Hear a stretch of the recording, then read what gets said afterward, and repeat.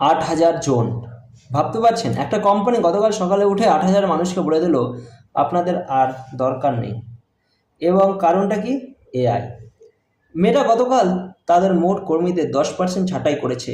Integrity team, যারা Facebook থেকে hate speech সারাতো, cyber security team, content design division, সবাই জাস্ট গন। ভোর 4টায় ফোনে নোটিফিকেশন পেয়েছেন কেউ কেউ। এশিয়া থেকে শুরু হয়েছে, তারপর ঢেউ হয়েছে আমেরিকায়। জুকারবার্গ তার কোম্পানিতে মেমো পাঠিয়েছেন, লিখেছেন AI is the most consequential technology of our life Times. তারপর বলেছেন the companies that lead the way will define the next generation. সাথে আর একটা কথা আছে, শুধু ছাঁটাই না, 6,000 খালি পদও আর পূরণ করবে না মেটা। অর্থাৎ মোট 14,000 মানুষের জায়গায় এখন ফাঁকা থাকবে, আর সেই কাজ করবে এআই।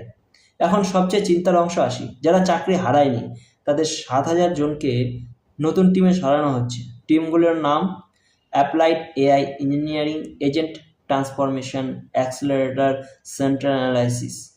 কাজ হবে এআই এজেন্ট বানানো, যারা কোডিং, রিসার্চ, অ্যানালিটিক্স করবে। মানে যে কাজটা এখন মানুষ করছে সেটা আগামীতে এআই করবে, এবং মেটা নিজেই সেই এআই বানাচ্ছে।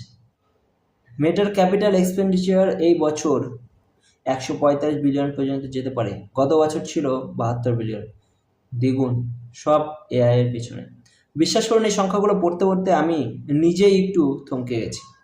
তবে এখানে একটা কথা আছে, মেটা একা নয়।